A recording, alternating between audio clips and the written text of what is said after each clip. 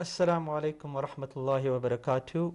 Welcome to Health Matters, a comprehensive chat by the Islamic Medical Association. Alhamdulillah Rabbil Alameen wal aqibatu lil muttaqeen. Assalatu wassalamu ala ashrafil mursaleen Sayyidina Muhammadu wa alihi wa ashabi ajma'een. Listeners, today we have the program being hosted by the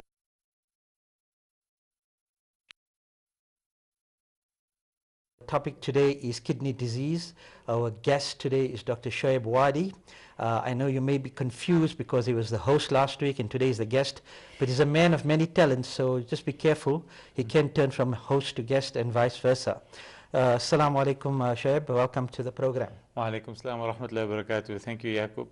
As you said, today's topic is going to be around kidney disease.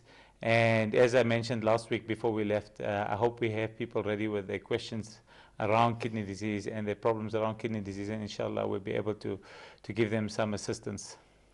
Before we go, we'll do an introduction, but as we know, Islam teaches us comprehensive health, so it's not only about the physical disease, but it's also about mental, spiritual, emotional, and we take our guidance from the Quran, and in the Quran it states, وَنُنَزِّلُ مِنَ الْقُرْآنِ مَا هُوَ شِفَاءٌ وَرَحْمَةٌ لِلْمُؤْمِنِينَ وَلَا يَزِيدُ الظَّالِمِينَ إِلَّا خَسَارًا.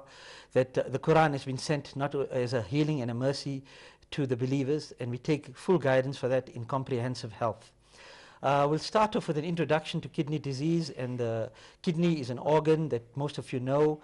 It's a fist-sized bilateral on both sides, bean-shaped at the back, just below the ribs, and the normal function of the kidney is very comprehensive, very wide, and we can actually marvel at Allah's majesty when we think about what these two little organs can do and how vital they are to our health.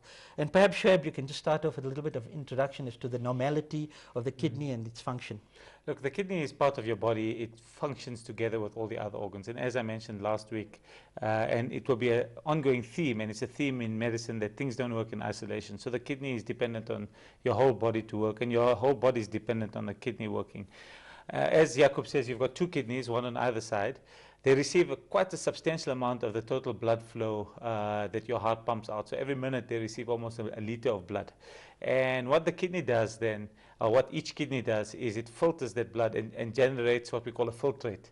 So from each liter of blood, it will generate about 100 moles per minute of filtrate.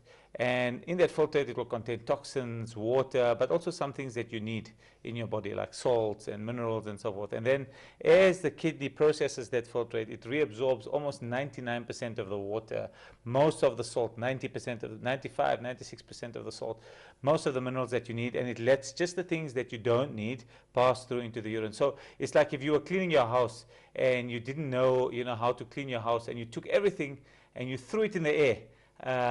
You threw it off a cliff, and then you waited at the halfway down the cliff and you caught back only those things that you needed, and you took it home and you let everything else pass through. That's how your kidney works. It takes back the things you need from the things that it has filtered, lets the rest of it go through, and that's how the kidney functions, to filter huge amounts of toxins. It's the only way it can filter such a large amount of toxins that your body produces.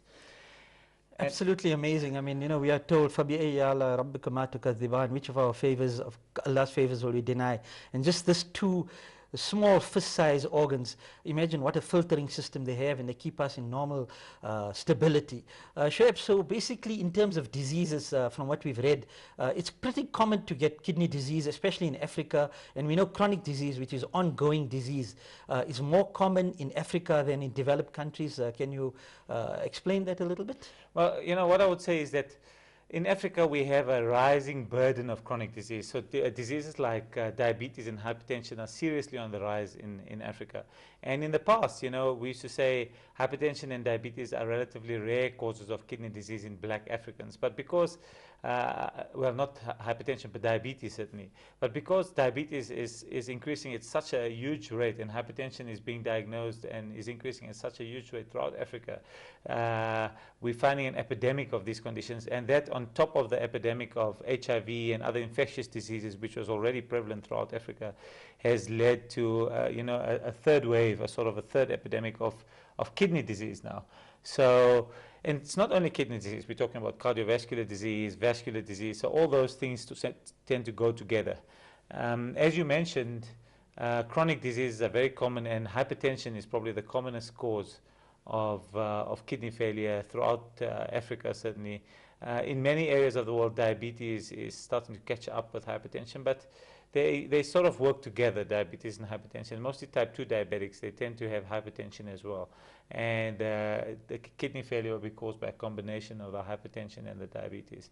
Now these are very common diseases, hypertension, diabetes, and we know that they do not present themselves very early. I mean, hypertension is so silent that sometimes you will only pick it up on a visit to a doctor for some other reason. And diabetes, we know that can exist in the body for at least about 15 years before symptoms come up. So obviously it would be wise and prudent that we must pick up these things early to prevent, and the whole aim of medicine is to prevent disease. So what would be the preventative measures that patients can do? I know a simple measure would be just a urine test when you visit your GP, and then you can pick up certain elements that will indicate kidney disease, like you may get glucose in the urine, a bit of protein, and a blood. You want to just elaborate a little bit on that? Look, I think what you're saying is critical. By the time you've reached serious kidney failure or serious kidney disease, the options become fairly limited in terms of your lifestyle and so forth and so on. And it's much more important to try and prevent these things from occurring.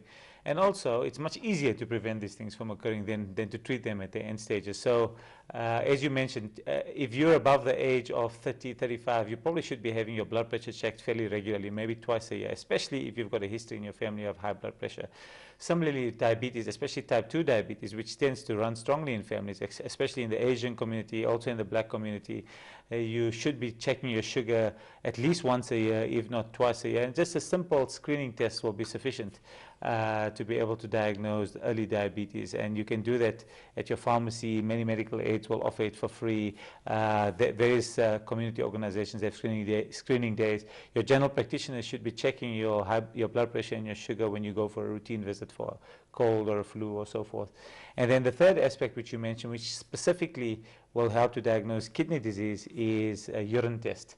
So if you do test the urine and they find blood in the urine, especially if it's persistent. And I think there are many doctors who will tell you you've got blood in the urine, you've got a bit of an infection, and you treat it, and then sometimes you don't see the doctor again for 4 or 5 months.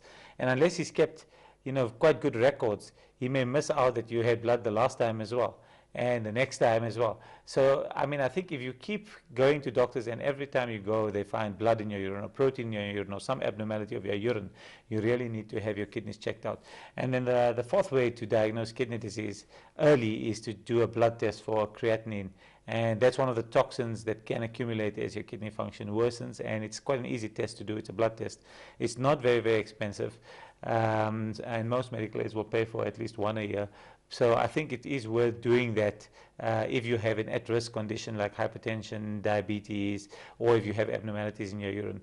I think, as you say, it's a serious problem with kidney disease, and not just kidney disease, but many other conditions that by the time you have symptoms, you usually are quite far down the line. And we can go through some of the symptoms now. Yeah, I think that's a good idea to do that. But just the lesson that you're putting out now is basically prevention is better than cure. You want to pick up the disease a bit early. So when a patient goes to the doctor, he should probably even insist or even ask for a urine test, especially if they're over the age of 30. They've got some family history of diabetes, hypertension, cholesterol disease, because these are all linked with cardiovascular disease, strokes. It's a system that works together. But perhaps maybe now is the time to discuss some symptoms. Yeah, I think the common symptoms of serious kidney disease, I mean, one of the common problems that people have is they may just feel tired. It's called sort of asthenia. They feel tired, they don't feel well. It's a gradual thing. And often in diabetics, as they're getting older, they may just feel it's age. But sometimes it can be a sign of kidney disease, and especially diabetics who've been diabetic for more than 5 years. Type 2 diabetics should be having their kidney function checked once a year.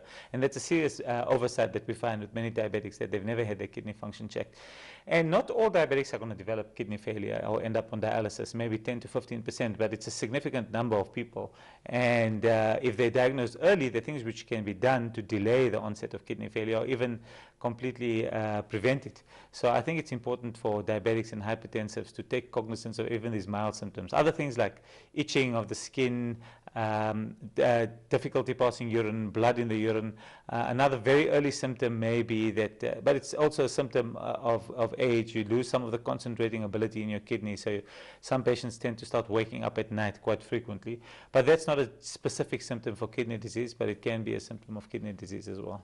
These symptoms are all very general symptoms, so Sure. we don't want to alarm people to say that if you're tired, you've got kidney disease, but then again, you've got to be aware. So don't ignore symptoms that are continuing, and that's the lesson, isn't Sure. it? Yeah. I think if especially if, what the message I would give is, especially if you have a condition which is high risk for developing kidney disease, like chronic hypertension, like diabetes. In fact, you should be having your kidney function checked even if you don't have symptoms. So if you do start having these symptoms, you really should be quite concerned about having that checked, because it can be a sign that there's something more serious going on with your kidney, and there could be other things. Diabetics, another thing I forgot to mention in diabetics is often as your kidney function worsens, the sugar control improves. And the sugar may actually start dropping because your appetite decreases as well a little bit with kidney failure. Some of the medicines that we use for diabetes, like insulin and the oral antidiabetics, may stick around a bit longer in your system. I think maybe we should give the number out, Yakub, in case anybody wants to call. Yeah, I think so. And while the number is being given out, we're also going to mention that, I mean, I know we're harping on diabetes and hypertension, but Shoayb will also tell us what other conditions are involved in kidney disease as causes. Gout is a common thing. Medicines that you take, a lot of people like to take medicines for every small little ache and pain, but do remember the implications of taking too much medicines. It can damage the kidneys. And then another big one these days is HIV disease. So perhaps you'll touch on that, but the number to call is 011-086-7701 or 203. It's at the bottom of your screen, 011-086-7701 or 203. Then the lines will be open. Shoayb, you want to talk about the other causes? Yeah, I think besides hypertension, diabetes, there's chronic glomerular diseases. Now, the glomerulus is actually the filter apparatus of the kidney, and that can sometimes be affected by inflammatory diseases like lupus, like certain types of deposition diseases, like infections like malaria, hepatitis B, hepatitis C. And some of those things can lead to end-stage kidney disease as time progresses. A common one is HIV in South Africa, which causes an inflammatory condition within the kidney, within that glomerulus, that filter, and that leads to a progressive kidney disease and can lead to end-stage kidney failure. Just, I keep saying end-stage kidney failure, so just to enlighten the viewers a little bit, just for doctors and for patients to understand a little bit better how the kidney disease is progressing, we sort of separate kidney failure as the function of the kidney fails into 5 stages. And stage 1 is really a very mild or an injury to the kidney without any deterioration in the function. Stage 2 is a very mild deterioration in the function. Stage 3 is a more serious deterioration in the function. It's actually very common. Stage 4 is a quite serious deterioration in the function where you're functioning between only around 20 to 30% or 15 to 30% of normal, and often those patients, that's the only time you start getting symptoms for most patients. And then stage 5 is what we call end-stage kidney disease, and it's at that stage often that you need dialysis or you may need a kidney transplant. But obviously if you intervene at the earlier stages and there are ways of picking up patients, then we can try and do things to prevent the kidney disease from progressing. Yeah, you touch on dialysis. I'm sure we're going to get lots of questions on dialysis. What's the figures, Shoayb, in terms of dialysis, the number of people on dialysis in the country and the gap between those that need it and those that cannot access it? And perhaps you'll just tell us a little bit why some people can and cannot go on to dialysis. Maybe maybe we should take a caller and then we'll get back to that. Okay, good. We can speak to the caller now. Assalamu alaikum. Wa alaikum salam. Can you give us your name? My name is Sharifa. Sharifa, go ahead with your question. I needed to know that if I'm diabetic as well as I have blood pressure, and the doctor said to me to lose some weight and go back in a few months' time so that they can test my sugar again. Otherwise, put me on more advanced medication. So since I've now decided to cut down and eat healthy, I'm suffering with constant diarrhea. Is that normal? Assalamu alaikum wa rahmatullahi wa barakatuh, sister. Wa alaikum salam. I think the first thing that you mentioned is correct, that if you have, and we spoke about some of this last week, if you have mild hypertension or early diabetes, it can sometimes be completely controlled with lifestyle modification, and that will include modifying your diet. It will include weight loss. It will include exercise. But unfortunately, some people will not manage to control their sugar or their blood pressure using just those mechanisms, and they will need medicines. Now, the fact that you're having diarrhea is a different thing, and you may need to explore why you're having diarrhea, whether it's related to the changes in your diet that you've made, or whether it's a completely separate condition, whether it's related to something you may be eating in place of your normal diet. I don't know what type of diet you're using to try and lose weight, but there are some types of diets. For example, if you're having much more fiber in your diet, or you're having a lot more dairy in your diet than your body is used to, and so forth, that may be a problem. So I must go to a stomach specialist. I think go back to your general practitioner, start there, let them have a look and explore your diet and see what may be the reason. And also, sometimes diarrhea is coincidental. You could have picked up an infection, it could be something else. But start there, and if it doesn't settle down, then I think you will need investigation. And also, if your sugar is poorly controlled, it can lead to symptoms like that sometimes as well. I think we have another caller online, yeah. Assalamu alaikum. Who am I speaking to? Okay. So, I think we're waiting for another caller. We're waiting for another caller. Perhaps you can just elaborate a little bit on what we spoke about. Okay. The dialysis situation. I think the caller is online, Yakub. Assalamu alaikum. Wa alaikum salam. Doc, I just wanted to inquire, my husband is 73 years old, and he's got a constant burn under the feet. His father suffered with diabetes. Do you think it's possible for him to have that? Assalamu alaikum wa rahmatullahi wa barakatuh, sister. Yakub, I think you can answer this one. Just repeat your question, sister. My husband is 73 years old. His father had diabetes, and he's got a constant burn under the feet. Well, if he's got constant burning of the feet, then he must be examined thoroughly to find out there are many different causes for burning of the feet. But diabetes is one of the most common ones. It can happen from other medication that he may be taking, but he needs a thorough checkup. His whole nervous system in the legs and it must be checked. There's a simple examination by a GP, and then of course he must go in for a fasting blood sugar test. And then the doctor will explore, if he's not diabetic, then we'll have to look for other causes, but it is definitely one of the most common causes. But you're not taking any medication at all? Well, then I think then you should actually have a proper checkup done and a proper screening test, and sugar would be top on the list to check that. Okay, Jazakallah so much, doctor. You're welcome, Jazakallah. Yakub, as we were discussing the dialysis situation in South Africa, as you mentioned, there's a gap between the number of people who need dialysis and the number of people who actually are able to access it. So there are probably around 5,000 people in South Africa now who are able to access dialysis. But there may be approximately 20,000 to 25,000 people who require it. Unfortunately, we don't have very accurate figures exactly in terms of what we need in terms of dialysis in South Africa. But as you alluded to, it's not freely available.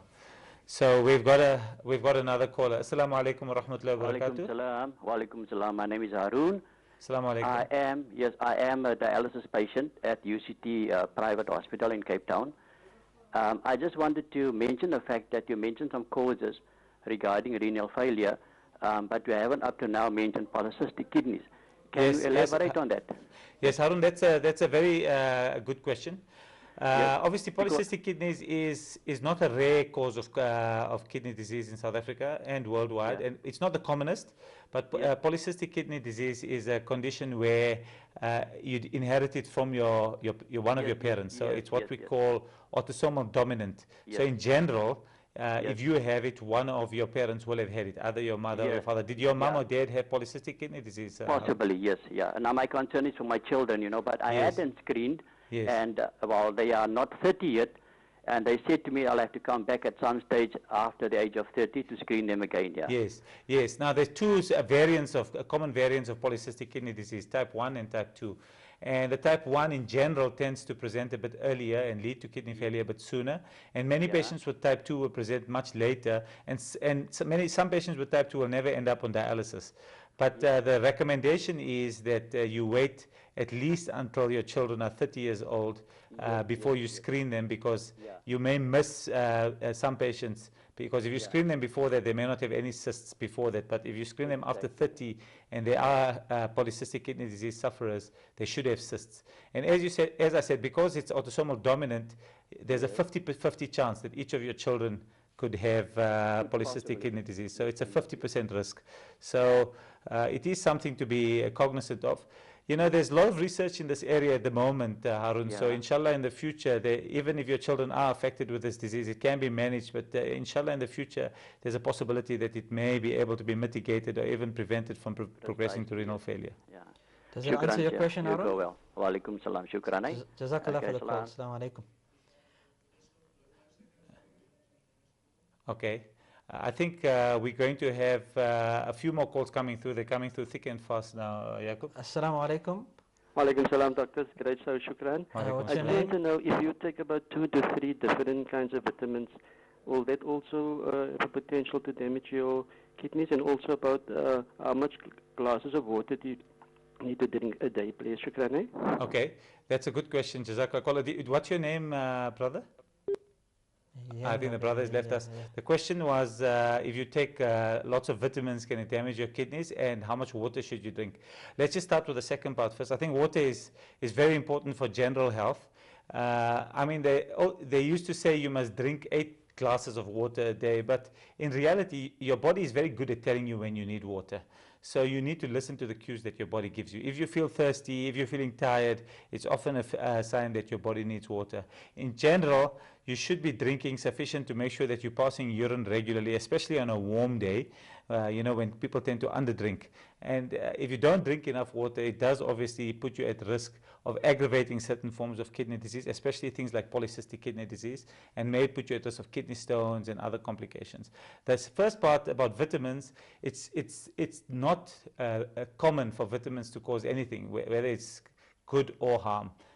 Most of the evidence indicates that they probably do nothing. There is some evidence that some overdosing with some vitamins may be deleterious, like vitamin A. And certainly if you're at a high risk of kidney stones, like calcium oxalate stones, if you take high amounts of vitamin C, you may aggravate those stones. But there's no evidence that it causes direct kidney damage. We have another caller. Assalamu alaikum. Assalamu alaikum wa rahmatullahi wa barakatuh. Caller? Hello? Hello? Can you hear us? Yeah, Who are we speaking to? Amina. Amina, you can go ahead with your question. Hello? Assalamu alaikum. Wa alaikum salam. Amina, can you hear us? Yeah. Can you go ahead with your question, Amina? Yes, I want to ask the doctor. I go at night to toilet about every half an hour. Okay. Sister Amina, how old are you? Me, 70. Okay. It is quite a common condition in older people to have urinary frequency, which is what you're describing, and it can become worse at night. And it's a difficult condition to diagnose sometimes, but there are very many causes. They can range from local problems like dryness around the urethra and in the vaginal area, like infections in the bladder, to neurological causes. So what I would suggest is you go and see your general practitioner, especially if it's a recent thing. It can also be diabetes in its early phases. I am a diabetic Okay. and a hypertension. I suggest you go to your general practitioner and let them make sure there isn't any infection in your urine, and they can also then see whether you may need some local hormonal therapy around the vagina to maintain some health of that area, so that it improves those symptoms, because that sometimes helps. And there are medicines that you can use which can also improve those symptoms, which reduce bladder irritability. It's much more in the field of urology. So if your general practitioner is not clear exactly what's going on, he may refer you to a urologist. Diabetes can also damage the nerves to the bladder, so that's also another issue. But most of those things are related to problems with the bladder itself rather than the kidney. But if you are diabetic, it is necessary to check your kidney function anyway to make sure that there isn't any kidney disease inside the kidney itself. And furthermore, you also got to check. I go every half an hour or hour to the toilet. Yes, it's very distressing, and obviously it affects your sleep, and you feel tired during the day, I'm sure. It's a And common then, problem. Then, Common problem. like my sleep is just like I sleep, like, Gee. it's disturbed every time because every half an hour or hour I'm in the toilet. Yeah, I would suggest you see a general practitioner and then let him also check your sugar control if it's still optimal and if it's properly done. Sometimes your sugar could be a bit out of control, but inshallah I think you should see your general practitioner and then take it further. Jazakallah for the call, Amina. Jazakallah. I mean, I think what we need to mention, Yakub, is that in general, most of these conditions, you will need to see a general practitioner. Absolutely, without a doubt. At some stage. Yeah, and he would be the first port of call, and then obviously he'll be alerted to the problem as long as he does a proper thorough examination, including the urine test. And for anybody over the age of 30, 35, nowadays, I mean, to do a sugar test is a pretty simple exercise, and blood pressure and all that is part of standard care. Yes, so I think, if that is done, then we would be winning a long way towards this and getting alerted to the problems. And I think a general practitioner will be able to deal with most early kidney problems. It's only as you get to stage 3, 4, and 5. Yeah. Okay. So I think we're going to go to an ad break. We're going to go to an ad break, and then we'll be back in a short while. Assalamu alaikum wa rahmatullahi wa barakatuh. Assalam.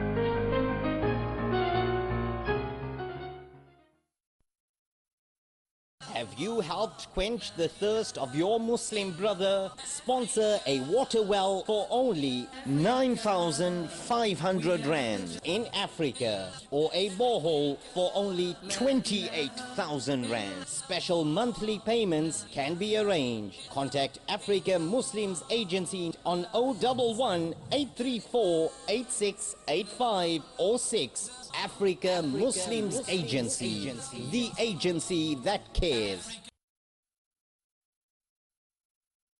For under 2,000 Rand, you can drive a brand new Toyota Etios Limited Edition. What's more, we'll give you extras worth 20,000 Rand, including a Samsung Galaxy. Yes, you heard right, a new Toyota Etios for under 2,000 Rand with extras worth 20,000 Rand. This offer is only available at Freeway Toyota. Freeway Toyota is situated just off Xavier Street near Gold Reef City. Call Freeway Toyota on 011 661 0000 or go to freeway.co.za for more specials. Life is full of many joyous moments, and we want to enjoy every one of them. But with time, our bodies just can't handle it because of painful joints. That's why you need OsteoEase Gold, a joint supplement that assists with better mobility, flexibility, and joint health. Live your dreams with OsteoEase Gold, the gold standard in joint care. Park Avenue Stationers is one of the leading independent office supplies companies in the country. We are motivated by a strong desire to deliver service excellence by simply doing it better. It's back to school at Park Avenue Stationers. Get all your school supplies for the new school year right here. More choice and great value. Park Avenue Stationers, preferred HP partner 2013. Your office supplies and back to school specialists. At Trent Tap and Tile Ormonde, we offer you the best solutions to your specialized home improvement needs. Just off the M1 highway at the Xavier Street off-ramp. We're open 7 days a week for you. We stock a large variety of top international and local brands, such as Grower, Geberit, Saloni, Summerplace, Libra, Geo, to name but a few, the very best. From exclusive polished porcelain tiles to the latest in sanitary technology. For the very latest and best in exclusive bathroom design, flooring, sanitary ware and taps, visit our exclusive showroom at 262 Crownwood Road, Ormonde, Johannesburg. Trent Tap and Tile, your home, our passion.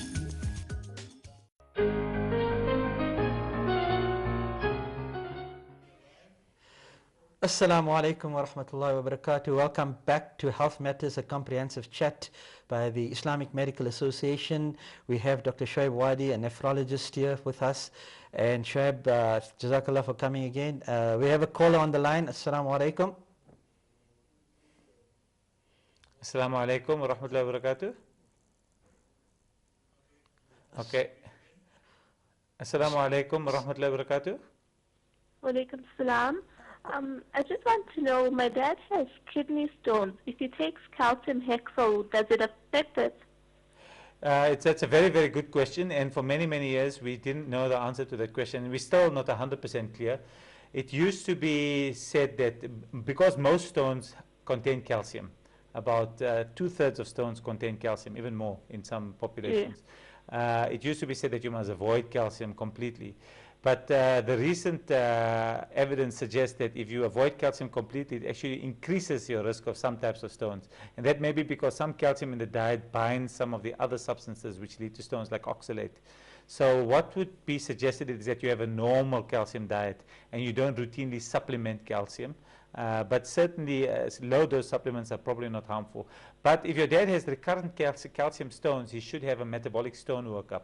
That means he should see a kidney specialist or a specialist in stones who should be able to assess why he's forming the stones. There's a process, the urine is sent off, it's analyzed, and then the whole idea is to try and stop you from forming the stones in the first place. And there may be medicines which he may specifically need to take to prevent him from forming stones. So if your dad has had more than 1 or 2 stones in his life, I would suggest he has a full metabolic stone workup and have it to see what causes the stones and then try and treat that. Okay, no problem. Jazakallah. Okay. Jazakallah. Assalamu alaikum. I think stones are a very, very common problem, Yakub, and I think many people will just go through life having stone after stone after stone. It's important for them to look and see if they can find a cause for that stone and prevent it. And really, it can also cause kidney failure. Okay, we got another caller on the line. Jazakallah for that, Shoayb. Assalamu alaikum.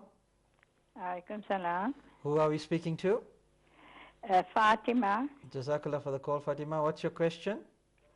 The question is, I took a scan and they said that I had a cyst on the kidney. Assalamu alaikum wa rahmatullahi wa barakatuh. Sister Fatima, how are you? Alhamdulillah. Why did you take the scan? Because, it was paining, man. And then I thought, now let me just find out what is wrong with the kidney. But they said it was a scan on the scan shows that it was a cyst on the kidney. Okay. Look, how old are you, Sister Fatima? 80. Okay. As you get older, a large amount of people will have cysts on the kidney. Most of them are called simple cysts. They're benign cysts. They don't usually do anything, and it's relatively unusual for them to cause pain as well. And also back pain in that area that we say is kidney pain is quite common. So you need your doctor to have a look and see whether he thinks the pain is coming from the cyst or coming from the kidney. Also on the CAT scan or the scan that they did, depends what type of scan. What type of scan did they do, Sister Amina? But is there now no medication for it? No, there's no medication for the cyst itself. But they should check your kidney function, because sometimes cysts can be a sign that your kidney has been damaged in the past. But as I said, it can be there in older people and not be doing anything. So they should check your blood test to make sure your kidney function is fine. And then they should see if the pain is really coming from the cyst. If the pain is coming from the cyst, then sometimes it can be managed with pain medication. Very rarely you'll need an operation to remove it. And also on the CAT scan, sometimes they can tell whether that in fact, often they can tell whether that cyst is cancerous or it's not cancerous. So that's the important questions you need answered. As I said, the majority of the time it's going to be a non-cancerous cyst. But it's important for your doctor to give you guidance on whether that cyst looks like it's a cancerous one. If it doesn't, then to tell you whether he thinks, depending on the nature and the quality of the pain, is coming from the cyst or not. It may be coming from your back, because back pain is very common in older people. And the treatment then may be other things like changing your posture, doing some physio, and taking medication. So you can take pain medicines for it as well. Okay, doctor. Shukran for everything. Okay. Jazakallah for the call, Fatima. Okay, so I think we're getting quite a few calls. We're getting quite a few calls, yeah. We'll just go through them. Assalamu alaikum. Assalamu alaikum. Assalamu alaikum wa rahmatullahi wa barakatuh. Assalamu alaikum. Can I speak to Dr. Wadee, please? Yes, you can speak to. Go ahead with your question. Who are we speaking to? Assalamu alaikum. I'm speaking to Abdullah. Abdullah, go ahead with your question. I've been diagnosed with polycystic kidney. At the moment, my kidneys, the GFRs are sitting at about 20%. Right. I just needed to find out exactly at what stage do you actually basically put a patient onto dialysis, or when would the patient then consider having a kidney transplant? Abdullah, that's a very good question. If your GFR is sitting at around 20%, usually that would mean that you're in stage 4 chronic kidney disease. Now, your question is very valid because we need to decide when it becomes better for you to be on dialysis or have a kidney transplant than to live with that degree of kidney function. In general, most patients develop life-threatening complications of kidney disease once their GFR drops to around 10 mils per minute, which is around 10% of your function. So it's around that time that we would consider dialysis if you haven't been on dialysis at all, or if you become symptomatic. So if you start feeling ill, you start feeling nauseous, your appetite declines, you start losing weight, then that would be the time to consider dialysis. But you rightly mentioned that it would be better to get a kidney transplant before you ever need dialysis. So your doctor needs to make a call and decide how long he thinks it's going to be before your kidney function declines. And that will be by looking at your history.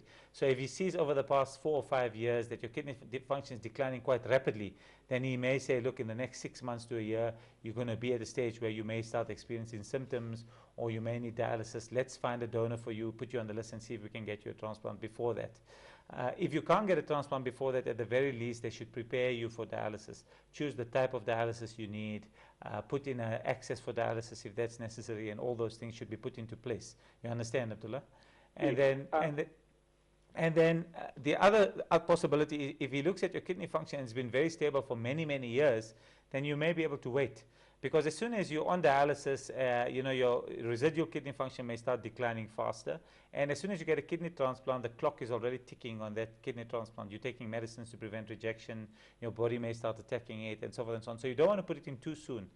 They do say that your GFR should be between 15 and 18 mils per minute before you consider being preemptively transplant. But that's a guide. What you really need to look at is how soon your doctor thinks you're going to end up needing dialysis. And I think when he thinks you're within a year from dialysis, you should be looking at getting a transplant before that. The waiting list is long, though, so that's the problem. Abdullah, are you seeing a kidney specialist at the moment? Yes, I am. I'm seeing a doctor at Donald Gordon. Okay, so then you should continue seeing him, because it's very important that you are monitored very closely based on what Dr. Wadee is saying. At the moment, my blood pressure is quite high. Yeah, I know that affects the kidneys quite badly. And so that's some of the things which need to be controlled to try and prevent your kidney function from worsening. And it's not that easy, especially as your kidney function reaches that stage. You may need multiple medications. You may need to severely restrict salt in your diet. You may need to do other things, to try and prevent your blood pressure from going up. Reduce stress, do a bit of exercise, and so forth. And obviously that depends on how well you feel, and so forth and so on. So I think at that stage, often many patients will start progressing faster and faster and faster, and it may be at that stage where you really want to consider getting onto the list, especially if in the recent past your kidney function has been declining. So I think maybe speak to your doctor about getting you onto the list if he thinks you may end up needing dialysis in the next year or two, especially given that the waiting list is about 3 to 4 years long. It would actually be much better if you could have a living donor or a family donor who's willing to donate a kidney to you, that you'll be able to get a kidney much, much faster. And then the recommendation is that you can get it anytime under 20 mils per minute. You may be eligible to receive that type of kidney transplant. So Abdullah, some very valuable advice there from Dr. Wadee, and I hope you can follow that through, inshallah, and may Allah make it easy for you. Inshallah, we make dua for you. But I mean, with the kidney transplants and current management, many patients with polycystic kidney disease will live a healthy and a fruitful life for many, many years, 30, 40 years sometimes, inshallah. And we make dua, inshallah, that Allah subhanahu wa ta'ala gives you full shifa and gives you a good and long life, inshallah. Inshallah. Ameen. There isn't a cure anywhere in the world, basically, for polycystic kidney. I can't hear you. Can you speak a bit louder, Abdullah? I just want to one more question. I just needed to find out. Is there any other there is no cure for polycystic kidneys at the moment? No medication or no tablets internationally that's available? No, at this stage there isn't, but I'm sure you sound like you've been doing a bit of research, that you're well aware that there's lots of research going into using stem cells to regenerate kidneys, or to correct genetic disorders of kidneys. So inshallah, in the next 10 to 15 years, we should have something more concrete in that line. But at present, the good news is, in the last 10 years in polycystic kidney disease, they've really honed down on the gene and the genetic defect in polycystic kidney disease, both type 1 and type 2, right down to the molecular level. So that has made a huge difference in our understanding of the condition, and now we really understand it much better. When I started training, people had 20 theories, but now we really know in much more detail what the cause of the condition is, and that's the first step towards trying to find a solution, inshallah, to make the condition better or to prevent it from progressing, inshallah. Okay. Is that okay, Abdullah? Jazakallah. Jazakallah. Assalamu alaikum. Okay. So, I mean, this is a very common condition. Polycystic seems to be quite common, eh? Yeah, I think in certain populations it is fairly common, and the problem is it runs in families. So, as our first caller Harun mentioned earlier, you have concern about your kids, and there's a 50-50 chance that each of them could be affected, and it becomes an ethical decision then between you and your kids when to test them and if you want to test them, because some of them may not want to know. And certainly then when your child is getting married and choosing a spouse, it becomes a decision as to whether they should tell their spouse that they may or may not be affected by this condition. So these raise some serious issues within families and within the community which need to be addressed. And I think the Islamic Medical Association has got lots of resources which have been dedicated to looking at these ethical issues and giving family counseling and ethical counseling around some of these issues. And I'd encourage people to get in touch with the organization and the National Kidney Foundation and other organizations to give them support, because it can be a difficult condition to deal with as well. You're mentioning National Kidney Foundation. You want to just elaborate a little bit? Yeah. Who are they? What do they do? The National Kidney Foundation is basically a patient advocacy body which looks at helping patients out who suffer from kidney disease, stimulating research in kidney disease. There's also the Organ Donor Foundation. So the Organ Donor Foundation, obviously, their role is to promote organ donation for people with not just kidney disease, but liver disease, heart disease, and a number of other diseases which can be treated by organ donation. And if you encourage organ donation within the community, obviously it can mitigate the burden of illness in those people who are suffering from this disease. And just to mention, it's patients with chronic kidney disease who are not given organ transplants live much less or for a much shorter period than people who receive kidney transplants. And people who receive kidney transplants have a much better quality of life. They live longer, they have a better quality of life, they're more free, they feel better. The dialysis can really only do about 10 to 15% of what your kidneys would normally do, and all it's doing is keeping you alive and reasonably well, but it's not keeping you very well, and doesn't reverse the kidney failure, it doesn't reverse the kidney function, it just supports the person. So it's not really a treatment or a cure, whereas a kidney transplant can be a virtual cure for kidney disease, but you need to be taking the medication to prevent rejection. Okay, we have another caller on the line. Assalamu alaikum. Wa alaikum salam. Who are we speaking to? To Syed from Cape Town. Welcome, Syed. What's your question?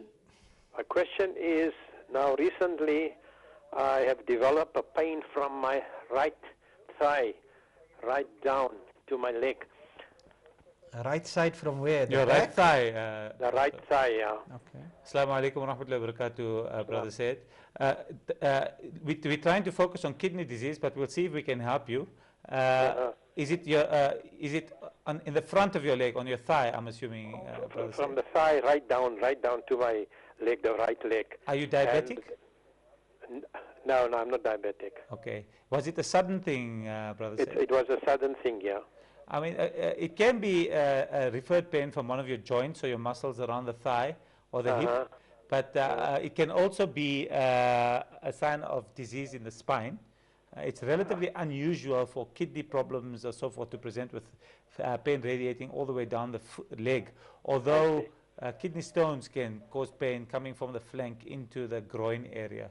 But this type of thing is more likely to be either a nerve compression, that means something's pressing on one of your nerves in your spine, or it could be a local thing like a hip arthritis or a inflammatory condition around the hip, which may be causing the pain. So I would suggest maybe you go and see a general practitioner, let him examine you. If there's any neurological features, he's going to go to your spine. If there's any mechanical features around examination of the hip, he may then x-ray the hip and the spine and some other areas and have a look and see. Some of these problems are self-resolving. They will get better with a few days. But if it's persistent, I would really go and see your general practitioner. How long you got these symptoms, Syed? I would say it's about 2 to 3 months. And have you had it checked? Have you had it examined? I actually didn't. I fell and then I went for an acupuncture for 2 treatments. I felt but relief, but it does come during the day. It's fine, but at night I can't lie on my right side and sleep. You know. Okay. And when I sleep, then I get a nagging pain and I have to come back onto my back. Yeah, I think I agree with Dr. Wadee. You need to get that checked. It may be related to that fall. It seems most likely more mechanical. But please get it examined. 2 to 3 months, a long time to be staying with pain. Maybe have some x-rays. Okay. Fine. We have another. Jazakallah for the call, sir. Assalamu alaikum. Okay, we've got another caller. We've got another caller. Assalamu alaikum wa rahmatullah. Can you hear us? Assalamu alaikum wa rahmatullahi wa barakatuh. Wa alaikum salam. My name is Shabir Ghafoor. Ji. What's your question, Shabir? And sorry, I am on hemodialysis for 12 years now. Ji. And I waited for a transplant for the cadaver for 10 years. Ji. And nothing has come through as yet, you know. Ji. Brother Shabir, do you have a lot of antibodies in your blood, do you know? No, my blood results are all fine. Okay. Because we do every month, we do blood results. Ji. And the blood, the potassium, the phosphates, the iron studies are all like okay. They're normal. Basically how the waiting list works, and unfortunately in South Africa we don't have one waiting list around the entire country. We've got separate waiting lists in different little regions. Which region are you from, brother? Yeah, okay, no, I'm not creating about that waiting list kind of thing. But what I'm trying to find out is, we look at the Islamic community. We look at the Islamic community of Medina during the Prophet ﷺ's time. Yes. Brother, we can't hear you. Hello? Okay, during the Prophet ﷺ's time, yes, when the Prophet migrated to Medina, yes, from Mecca to Medina, yes, the Ansars were prepared to give everything to the Muhajirs that came there. Yes. But why is it that here in South Africa or in other countries that our Muslims are not prepared to give to donate organs to the Muslim brothers?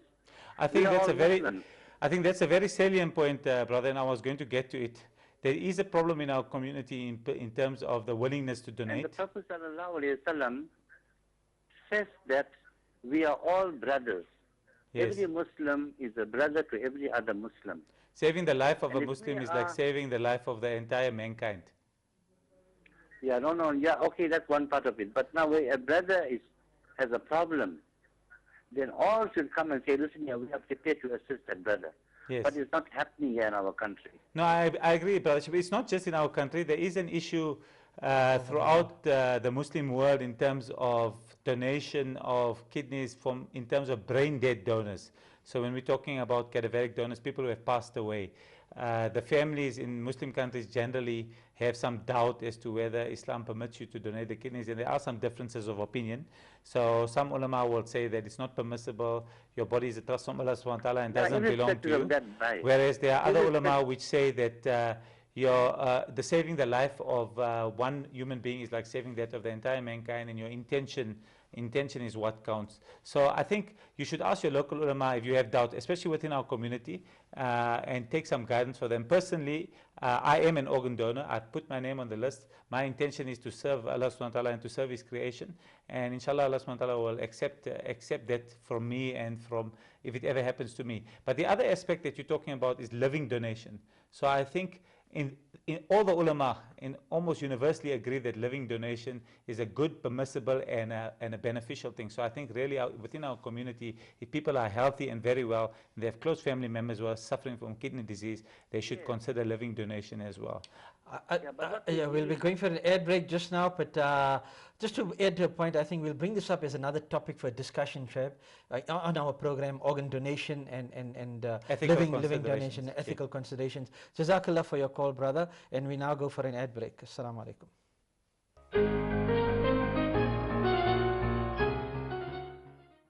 Welcome to the world of Al's Hardware, your gateway to exciting DIY projects made easy, building and construction finished smartly, and every hardware shopping experience made affordable. That's Al's Hardware, where Al's your pal. Come celebrate our 20th year of trade nationally. Visit our totally trendy tile and style department and just enjoy our variety of fully stocked, perfectly priced, quality hardware materials all year round. Al's Hardware, our grand flagship superstore, awaits you now. Al's your pal. Being different. Different from all the others. Standing out from the crowd. It's what many aim to achieve. But how do you stand out when everyone's trying to?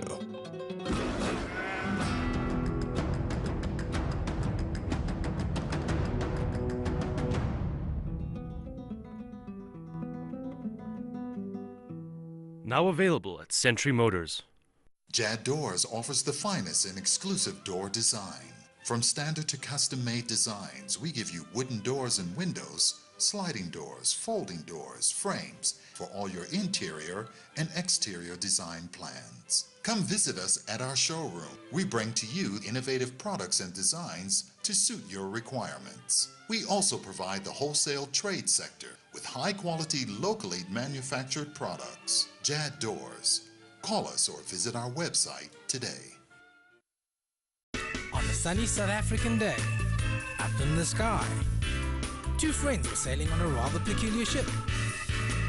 Captain Jim and Chip were their names, and they had the ultimate recipe for the most perfect fish and chips to share.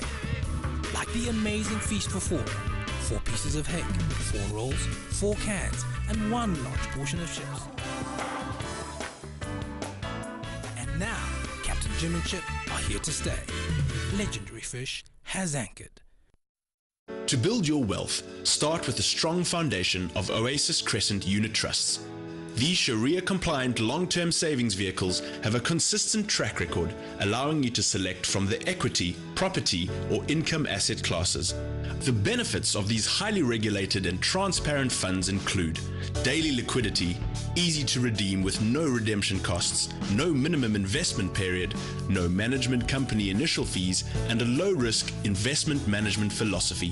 For more information, please visit oasis.co.za or contact Oasis Crescent Advisory Services on 0860 100 786. Invest in your future. The Oasis way, the compliant way. Sedgers, situated in Vereeniging, your one-stop family shop.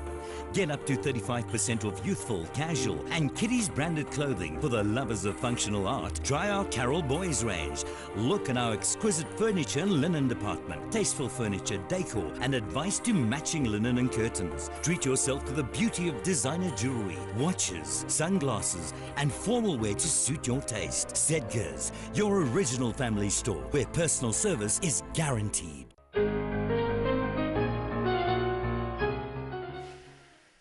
Assalamu alaikum wa rahmatullahi wa barakatuh. Welcome back to Health Matters, a comprehensive chat by the Islamic Medical Association. We're discussing kidney disease. We got our specialist, Dr. Shoayb Wadee here. The lines are open for callers to call in. We're going to be wrapping up pretty soon, so we can take 1 or 2 calls. Shoayb, we were discussing organ transplantation. I mean, that's a massive topic, eh? Yeah, I think that will require a program on its own in terms of the ethical considerations around that, in terms of what the ulama opinion is on that. And as I said, I would encourage people to go to their local ulama, get an opinion. It's rare that you will get an ulama statement which will come out like they did for the Jamiat came out for blood transfusion to say that they would recommend blood transfusion, but I don't think we will get one like that for organ donation. But most ulama that you speak to will say that they would think it's permissible because of the need of the recipient. And specifically when it comes to living donation, I think there's a significant consensus that if your intention is to help another human being, then alhamdulillah you will be rewarded inshallah for that act. Okay, we have a caller on the line. Assalamu alaikum wa rahmatullahi wa barakatuh. Assalamu alaikum wa rahmatullahi wa barakatuh. Wa alaikum assalam wa rahmatullahi wa barakatuh. What's your name, brother? Abdul, brother. Abdul, can you fire your question? Yes, doctor, I have a problem. Kidney pain long time. I think it's around 1.5 years. Yes, Brother Abdul. Are you getting any treatment for your kidney failure, Brother Abdul? Hello? No, I don't get any problem to that. Only I just get pain, and I go doctor, and they got the rheumatic, and they check everything. Doctor, then they say you have only go to drink, and to that can become the cleaning on that all. But I also got a back pain from long time. Yes. I think the important thing is, I can't hear you too well, brother, but the important thing is if you have got established kidney disease and you're following up to make sure your blood pressure is well controlled, that you're taking the right type of food. Your diet is very important. You need to restrict salt. There may be some restrictions in terms of protein and other things that you need to do.